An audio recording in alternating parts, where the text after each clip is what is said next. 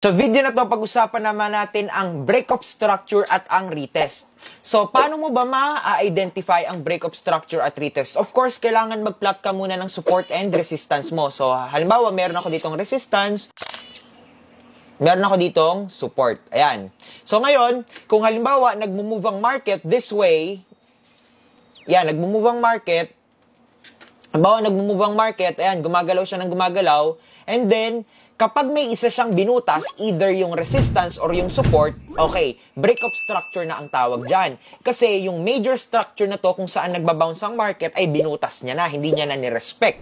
Ngayon, ang retest naman, tinatawag natin ang retest kapag once na binalikan niya yung previous level kung saan doon siya nagbabounce. Ibig sabihin, may importance talaga yung level na to. Wow, sana all, importante. So ito, nagbabounce siya dito, nagbabounce. Ibig sabihin, itong price na to na 1.24